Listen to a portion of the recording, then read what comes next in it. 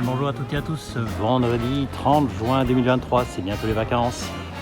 BD Best se retrouve, vous avez deviné évidemment, nous sommes à Bruxelles, tout près du palais de justice et donc du bureau de Casterman pour une nouvelle capsule, probablement la dernière avant un petit repos bien mérité.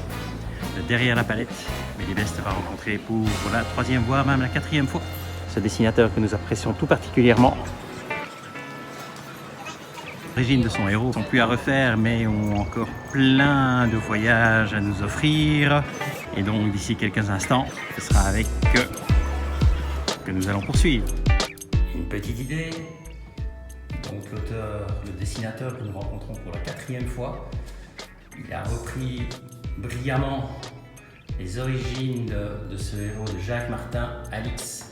C'est évidemment, vous l'avez deviné, Olivier Wenberg qui nous dit bonjour. Bonjour. Comment vas-tu? Ça va très bien, merci.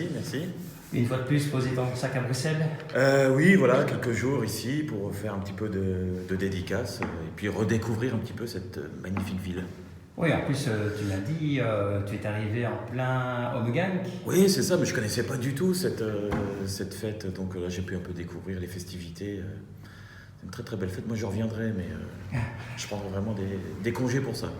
Et ça te donne des idées de dessin, éventuellement? Pas forcément, mais alors il y a des reconstitutions, des décors, des chevaux, tout ça, donc il y a un côté féerique quand même assez sympa, quoi. Assez sympa. À faire. Ouais, ok. bien sûr. Bon, quelques petites questions, j'imagine. Allez, vas-y. Donc, quatrième tome de Alix Origine, c'est ton deuxième. Ouais, c'est ça. Et alors, ça fait quoi? Maintenant, tu es bien dans les papiers, dans le oui, je commence un petit peu à me familiariser avec le personnage, quoi, qui devient de plus en plus sympathique, quoi. De plus en plus sympathique, ouais. Oui, et qui vit des aventures de plus en plus, je vais dire universelles, mais en tout cas mondiales. Ouais. Donc, tu nous l'envoies, enfin plutôt Marc nous l'envoie en Égypte. Oui. Ouais. Le nouvel univers de dessin pour toi? Oui, alors moi je connais pas du tout l'Égypte antique, ça c'était pas du tout ma tasse de thé, j'allais dire entre guillemets. Donc j'ai dû pas mal potasser les documents, les archives et aussi les voyages d'Alix. J'ai regardé aussi les voyages d'Alix, c'est quand même une sacrée référence. Oui, parce que bon, aussi bien dans la série classique que dans Sénateur, il va en Égypte. Oui. Bon, tu as une source de documents. Aussi. Comment fais-tu pour transposer les dessins d'un côté de Thierry, de l'autre côté de Jacques Martin et des différents dessinateurs qui étaient des styles différents dans un dessin plus enfant, je dirais? En fait, le style était déjà quasiment installé par Laurent Libessard, donc pour moi c'était déjà un peu plus facile d'avoir une référence graphique. Ouais. Et forcément j'y ai mis un petit peu ma patte. J'ai un petit peu des personnages aussi que j'ai créés. Donc j'avais quand même une base graphique relativement facile à adapter, quoi. Mais au niveau architectural, ça reste du très très précis. Quand on regarde, et toujours ces grandes cases, oui. Ça reste dans le cahier des charges? Non, un peu le découpage. Marc Boone, il m'avait déjà fait un petit pré-découpage. Il découpe déjà dans son scénario les pages, donc j'avais déjà une idée plus ou moins de l'emplacement et de l'espace que devait occuper chacune des cases, mais c'est vrai que j'ai pris des libertés pour agrandir un peu plus les cases, parce que comme tu sais, j'aime bien faire des décors, faire des détails. Ah oui. Donc là je prends grand plaisir en fait à faire ces cases-là. Et dans les navires, parce qu'il y a quelques petits navires cette fois-ci, on peut pas les louper. Même chose. Pareil, là je me suis inspiré aussi des documents des voyages d'Alix, et puis de certains livres sur l'histoire antique. Donc ça aussi c'était une sacrée recherche à faire. Alors, je trouvais qu'il y avait certaines cases, notamment de décors, je reviens dessus parce que vraiment je suis épaté par... Merci. Ça devient quasiment du dessin photo. Oui, notamment quand on prend celle-ci.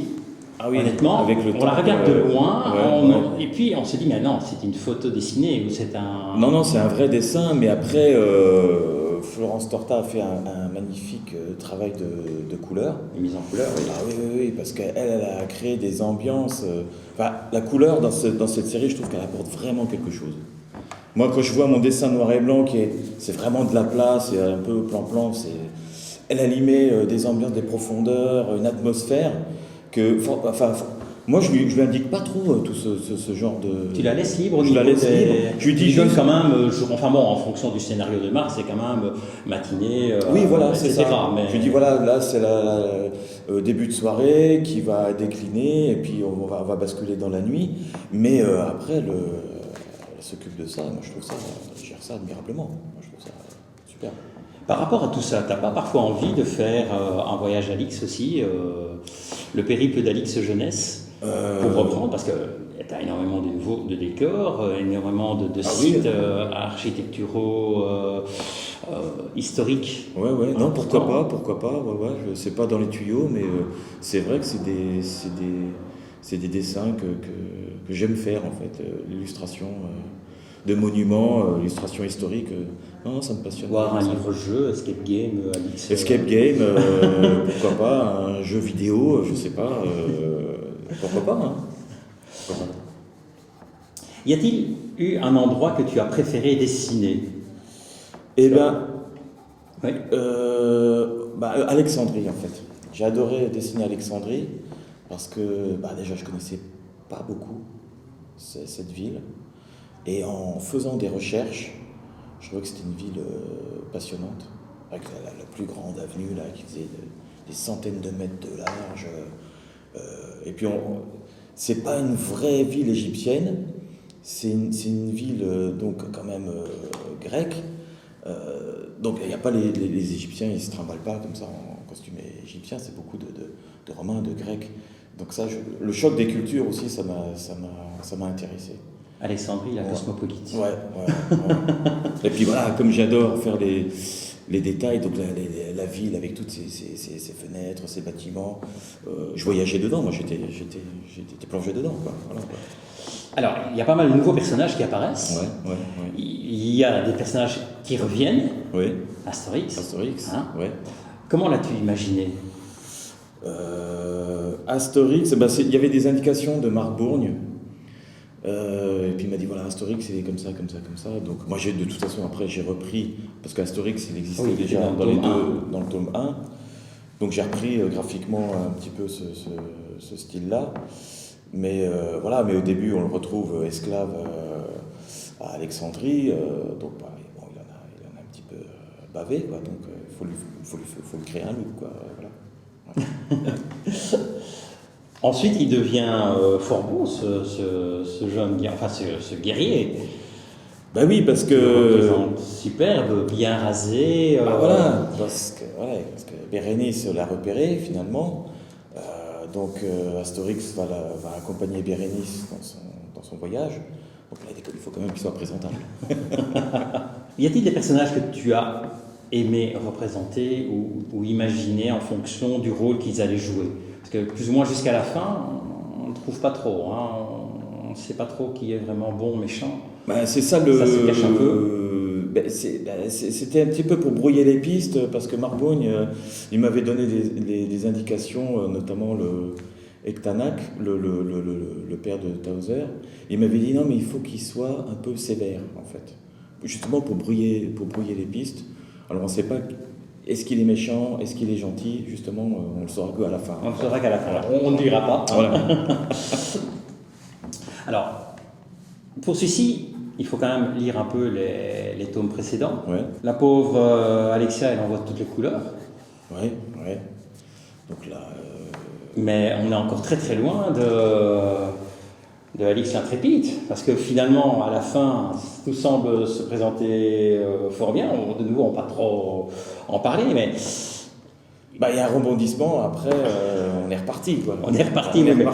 Pourquoi on peut avoir une petite info, pourquoi vont-ils repartir? La vie a l'air tellement belle, là. Je peux rien dire, c'est toujours pareil. Parce que là, le prochain tome, c'est Laurent Libessard qui est en train de le dessiner. Oui, mais au niveau des scénarios, t'as pas une idée? Et Marc, non, ça, je sais où il va, mais je peux pas le dire. Je peux pas le dire. Parce que moi, c'est toujours la grosse question. Comment va-t-il se retrouver en Perse, finalement? Il me semblait qu'on était bien parti, voilà que ça dérape de nouveau. Non, là, je pense que là, il y a encore des méandres. Voilà. Mais c'est ça qui est intéressant aussi dans cette série, c'est que on va devoir raccrocher les wagons à un moment donné dans les séries Alix classiques, mais là, il y a encore tellement de liberté, et on peut avoir des clins d'œil sur la série classique. Tout à fait. Et donc Marc Bourne, il s'amuse dans cet univers-là. Oui, d'ailleurs, en parlant de clin d'œil, vers la fin, il y a un petit clin d'œil sur un jeune Égyptien. Voilà. Assez comique, Ouais, assez amusant de se dire qu'il y a là aussi. Voilà. Mais il donne un petit peu des explications justement sur cet univers. Sur l'univers. Est-ce qu'il t'est arrivé cette fois-ci de pouvoir dire à Marc, écoute, je voudrais que on puisse mettre ceci ou cela comme rebondissement, ou Marc t'a-t-il donné le script, le scénario entièrement bétonné? Non, là, il m'a donné tout le scénario bétonné. Tout bétonné, tout bouclé, de la première à la dernière page. Donc ça. Mais pour moi aussi, c'est quand même assez relax parce que voilà, je sais où je vais en fait. Bien que quand je réalise une BD comme ça, je lis et forcément le synopsis, je sais de quoi parle l'histoire, je sais quand ça commence, où ça termine, mais je vois pas le détail. Et quand je réalise la BD, j'aime bien réaliser page après page, enfin plutôt groupe de page après groupe de pages. En général, je fais 5 pages par 5 pages. Et dans les 5 pages, je peux faire la case 1 de la page 2, la case 3 de la page 5. Enfin, j'aime bien faire un puzzle, en fait. Mm-hmm. Selon l'inspiration du moment, tiens, aujourd'hui j'ai envie de dessiner le personnage là, tout ça. Donc. Mais je ne vais jamais jusqu'à la fin du scénario de Marc. Je me laisse la surprise de savoir comment il termine l'histoire. Comment il va terminer. Ouais. Donc, tu découpes son découpage. Ouais, c'est ça. Voilà. Je découpe, j'en fais un petit peu, et puis voilà. Alors, il y a des animaux. Il y a un chat notamment qui apparaît. Ouais. C'est difficile ou pas de dessiner des animaux, des chats et moi, des choses comme ça? Pas très très bon dans les animaux, ça c'est clair. Mais les chats, moi avant j'avais des chats, donc je connais un petit peu la morphologie des chats. Mais ça c'est des chats égyptiens, donc c'est un peu particulier aussi. Ils ont une ligne, donc j'espère que j'ai bien, je me suis approché à la représentation du chat égyptien, parce qu'ils sont pas tout gros, c'est des chats. Mais non, c'est ça, c'est un peu ça. Et t'en as quand même quelques-uns. Bon, ceci dit, ils sont assez mignons. Ouais, merci.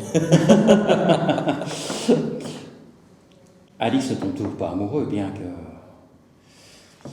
Où en est-on dans les amours d'Alix? Là, je sais pas. Mais peut-être que là, comme il a rencontré Towser, est-ce que plus tard, il va la retrouver ou pas? On ne sait pas. Quoi. Mais on sent peut-être qu'il y aurait quelque chose qui pourrait se passer. Je ne sais pas. On pourrait demander au scénariste des autres saisons. Ouais.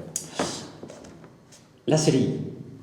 On a une idée du nombre d'albums ou bien on continue Non, alors actuellement, non. Je sais que Marc a écrit encore 2 synopsis. Oui. Donc 5, 6, 7, donc 7. Mais après, je ne sais pas où on va aller.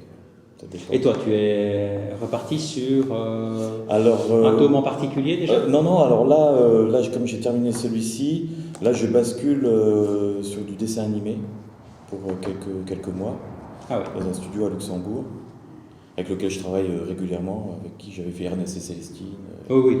Ça, voilà. Et puis niveau BD, je sais pas comment ils vont gérer après Alix Origine, si je reprends un ou. Après ça dépend aussi de mon planning à moi, parce qu'il y a aussi dans les tuyaux un reportage de Lefranc sur Dunkerque, mai 40. Donc voilà, faut oui, l'an prochain, il y a des événements qui se passent. Jamie nous disait qu'il avait un gros événement l'an prochain. Aussi. Tu en fais partie? Voilà, commémorer les 80 ans du débarquement en Normandie. Donc avec Philippe Jarbinet, on va écumer les plages et faire des séances de dédicaces dans les musées. Oui, il disait que c'était essentiellement les musées et moins les... Enfin, il n'y a pas de librairie. Pour l'instant, parce que les musées, ils sont demandeurs de ce genre de manifestations. Et donc, tu sors un album à l'occasion ou simplement des dessins, illustrations? Là, on va reprendre les albums, on va remaqueter pour l'occasion les reportages de Lefranc. Mm-hmm. Et sortir un ex-libris aussi. Enfin là, c'est pareil, c'est encore en On réfléchit un petit peu sur... Avec réalité augmentée éventuellement sur... Non, je pense pas. Non. Parce que ça, c'est du boulot. Oui.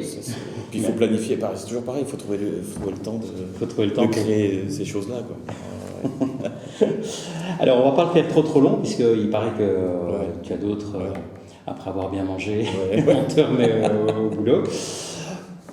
Que peut-on te souhaiter pour ces vacances qui arrivent? Des vraies vacances ou bien au contraire du travail? Si, des vraies vacances, ouais.